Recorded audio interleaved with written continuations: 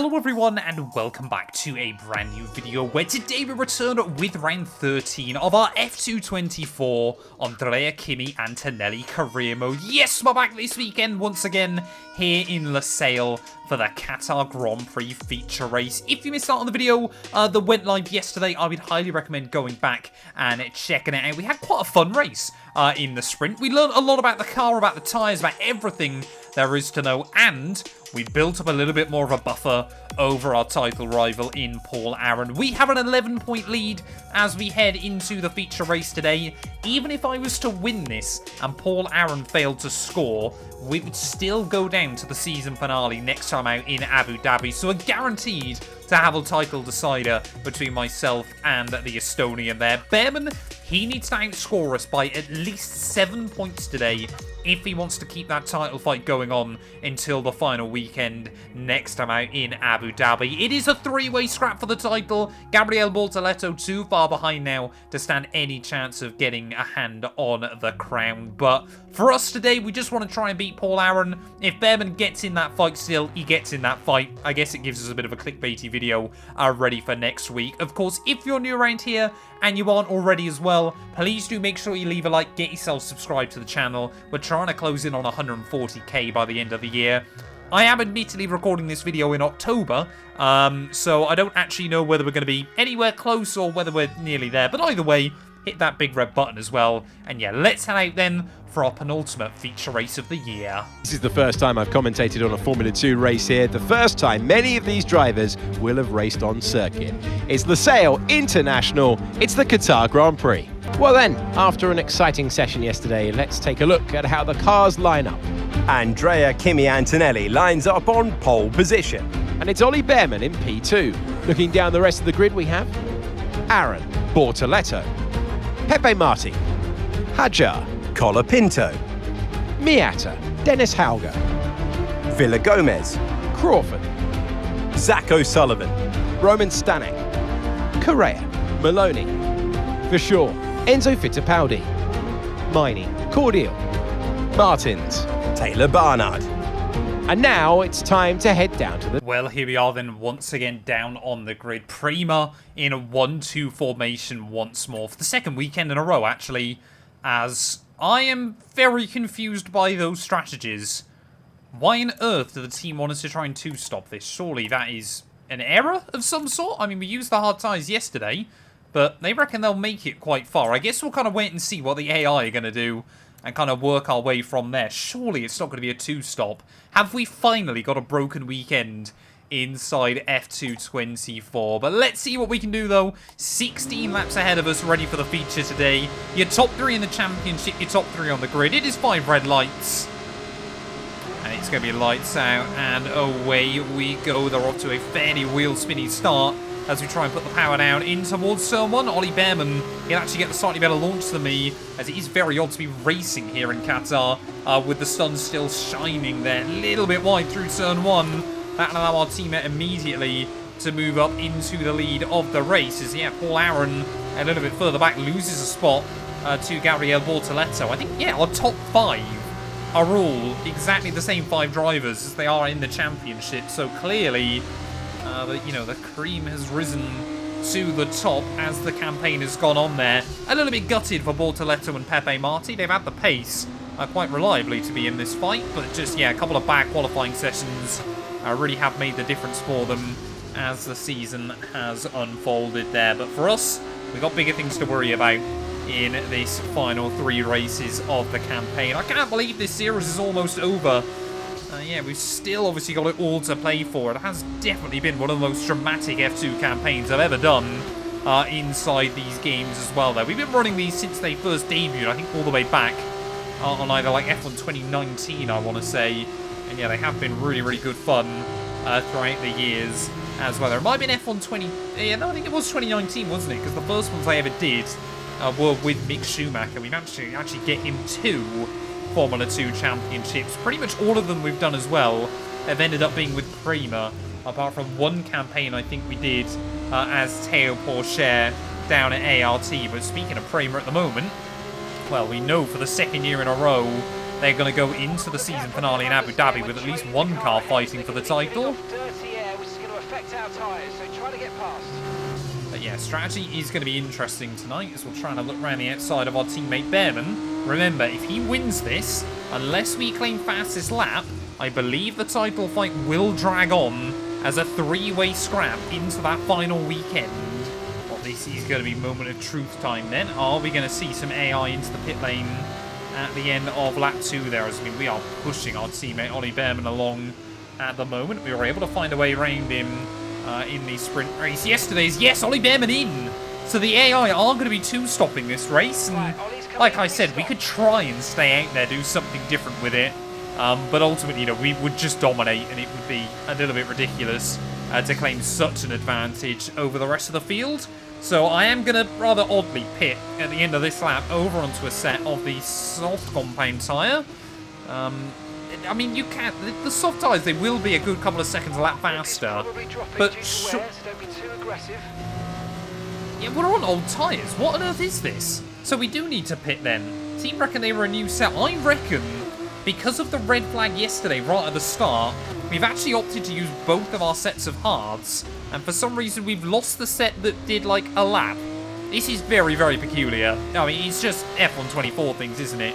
The game's been out now for, what, nearly 7 months, and it still seems to be a wee bit broken, but yeah, into the pit lane will come then at the end of this lap, and I think whether I wanted to or not, yeah, we would have to two-stop anyway. So there we go, as we make our way through. Tyre wear warning light has just flashed up, and yeah, I've really got no idea as to how far a set of soft compound tyres are going to go, but as long as they can do about 8 laps, we should be okay here. But this might give all those other cars that have boxed already a huge opportunity at an undercut here, as once again we've got to be really, really careful that we don't get done for speeding in the pit lane, which we won't that time round, just about get the car slowed down there. But I'm sure Behrman, he will be flying along on that set of the hard compound. I mean, the pit crews today are going to earn their money, as we've got quite a few of them that again have opted to stay out, so I've really got no idea what's going on. That was a fantastic stop, faster than we were expecting. Well, where are we going to re-emerge then in this Grand Prix, and how far are those other cars going to be able to go? Will it end up being the case that, say for example, Harry Cordeal, that obviously had that mechanical failure yesterday, is going to be gifted a big opportunity today? As out of the pit lane we come then, Behrman is going to be out comfortably in front of us. On the exit, we'll receive a penalty for dangerous driving if you cross onto the track. Yeah, we've really lost out in a big way there against our other 4 drivers in the championship. We're down out of the points. Well, are any of our front runners going to peel in? No, they're not. Oh, we've actually had a weird glitch inside this race. I'd say I think they're all on the hard tyres at the front of the grid. So there's like 7 cars that have got the ultimate breakaway in this race, and now everybody else is going to just be trying to go quicker than them throughout the rest of the afternoon. I mean, we're going to enjoy softer, fresher tyres than those front runners pretty much right the way to the end. I'm well aware, Mark, thank you. Please stop telling me.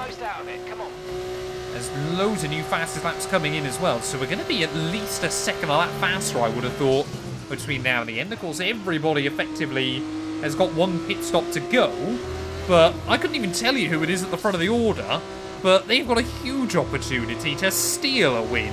Based on my rough mathematics then, we are about 20 seconds back from your race leader right now, so we need 2 seconds a lap between now and the end of this feature race. And to be honest, having this kind of tyre delta in F2, that might genuinely be possible. If they keep battling as well at the front, and this kind of group of cars can work together to try and close back in, this race might genuinely not be over just yet. I mean, they might still 2-stop for all we know. It is going to be a very, very weird race to try and keep hold of, but I mean, yeah, into the 37s we go. So we're setting some pretty quick lap times here as Bortoletto now looking to the outside of our teammate Ollie Behrman. Of course, if those cars do make it to the end, Behrman, the best he can likely finish is going to be 7th place here. That would not be enough. Even if we didn't score, that would not be enough to keep his title hopes alive. So, as Marty there has to slam the anchors through turn 3, not too sure why. Yeah, this suddenly really screws our teammate. Getting a nice run then on Pepe Marti down in towards the final couple of corners. The Spaniard, once again, has to just give us the room around the outside, but he has been a real star this season. Obviously, the first repeat winner of the campaign all the way back in Albert Park. But yeah, he's been very, very quick as the championship has gone on. But I mean, look how quickly these soft compound tyres as well. The pace has already dropped on them. 2 seconds slower on that lap than we did the time before, as Bortoletto and Behrman are really holding each other up at this stage. I mean, I know we're on fresher tyres than all of these cars around us, but I think on that lap as well, again, I'm trying to do rough maths here. I think we took 3 seconds out of that gaggle in front. It can't be long before those front runners have to dive into the pit lane again. I would assume we're going to see Bortoletto, Behrman and co. in at the end of lap 9. They may as well try and evenly split these two soft compound runs, but I mean, this is just utterly bizarre, isn't it? It's Behrman this time round back to the outside of Gabriele Bortoletto, back in towards turn 1. Yeah, you just see that. I mean, it's all the B's and all the A's battling in what could still be the net lead of this race. The other thing I thought about, if those other runners are going to box onto softs for the second half, we're probably not going to be any quicker than them, are we? Because we're not going to have any kind of advantage anymore. So I think we are genuinely in real trouble here, and I think this might cost Behrman any shot at the title. So there we go. All of our front runners then finally decide to peel into the pit lane there, as we're going to get a really good run on Paul Aaron. Yeah, the soft compound runners just starting to find the edge of the grit levels at the moment, as we are going to move up then into the podium places. Admittedly, it is only going to be temporary here, but yeah, I mean, it's an odd little gaggle of cars that are up there. As I apologise to Paul Aaron, I was actually focusing on my mini-map, but I would assume now as Bortoletto reclaims the lead, all of these guys are going to peel in at the end of this lap. Annoyingly for us, it's cost us all the year, because Prema have got 2 cars fighting for the title. We always have to have one of us compromised on strategy, and that weekend it seems to be me.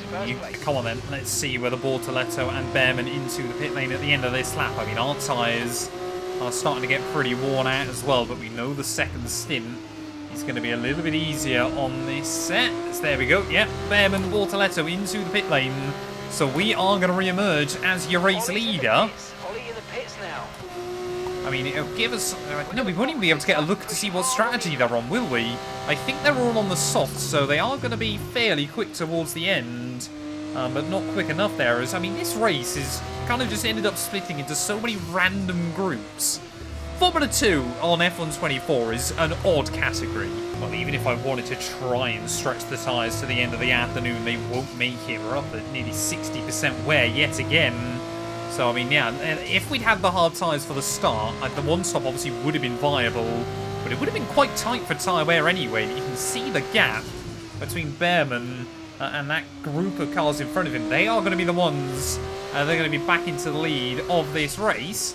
Into the pit lane will come for the second time. This feels so odd to do inside a race. I mean, the only thing, I guess, that will really neutralise this is if we ended up with like a red flag or something again.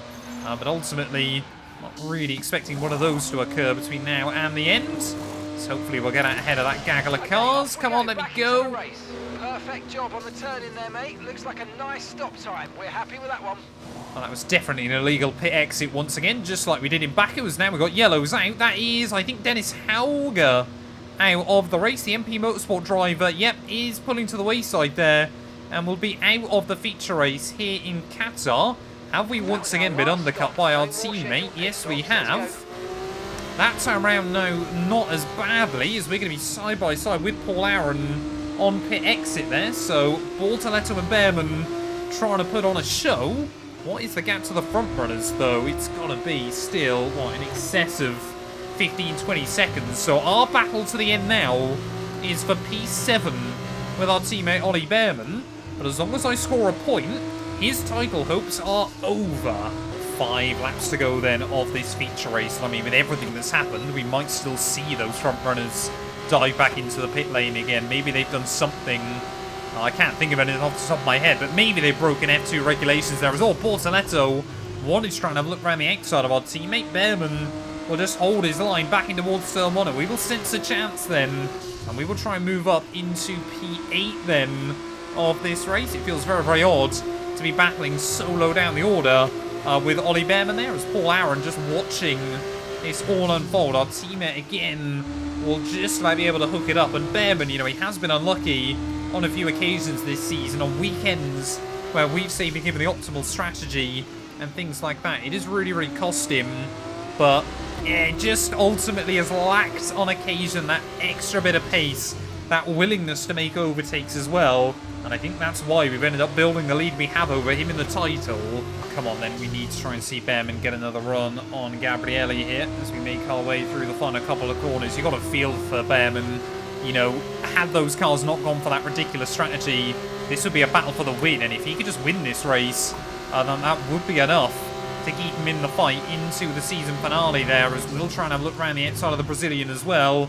Oh, he's going to get the elbows out. I think both of them don't really want to fight with Kimi Antonelli here, but Bortoletto's going to be stuck behind him. And up into 8th place we go then. You can see those gaps to Taylor Barnard up the road. They're coming down nowhere near as quickly as they did in the sprint. But yeah, unless those AI don't believe the tyres can go to the end, I mean, they're going to be pushing them really, really far, actually. I'm not going to say it's impossible for them to pit still. Well, Ollie and I just need to try and work together towards the end of this. And, well, the tyre drop-off can be quite extreme here in Jeddah.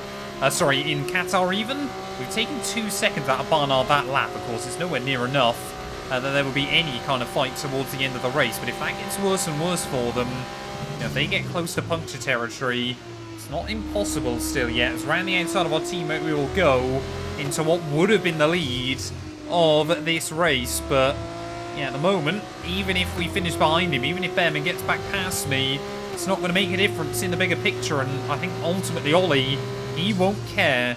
Let's just try and carry on pushing forward. We'll work with him as best as we can and just see if anything crazy happens. Well, this is going to be moment of truth time then for us. Our fresher tyres have absolutely given us the leg over our teammate Behrman there. He's left a battle with Bortoletto towards the end. And those two have really, really tripped each other over in these last few laps. Our tyre wear warning light has just flashed up again. But those front-running AI, they are not going to pit by the end of this race. And I tell you what, their tyres have already got to be up over 70% wear. So how much must they be hanging on towards the end of this? The gap to Barnard, 11.5 seconds still. But I think unless they get punctures, we're not going to be able to do anything.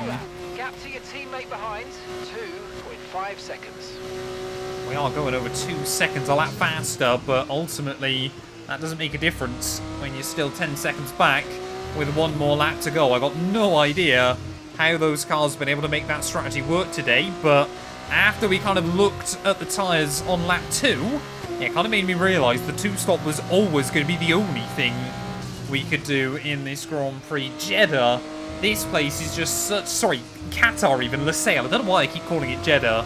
It is such a tyre killer around this lap, and unless one of those cars in front gets a puncture here, I just don't see a way in which we're going to be able to get back into this. We're going to need a miracle on this final lap. But as already championship leader, Paul Aaron, I think at best he's going to walk away with a single point from this race. We are going to open up a little bit more safety in towards the final couple of rounds of the campaign there as we navigate our way in towards Sector 3. This will be where those cars in front, their tyres really start to scream out to them. But I don't think it's going to be enough. And more worryingly than that, I think it's going to be Amaury Cordial. It might be one of the Campos cars that is going to claim back-to-back victories in this season. Who is it that's going to take the win at the final corner?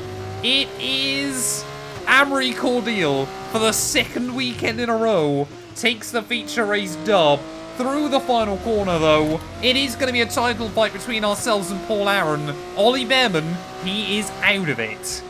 Great drive, rewarded in victory for Amaury Cordial. And they've won the team's championship. Utterly brilliant. Such a small group of people that can work on these Formula 2 cars, and the driver is the hero of the day for that team. And as they make their way down to the podium, there's no denying the strength of the Hi-Tech GP team. It was an incredible performance today, and they fully deserve to stand on the top step.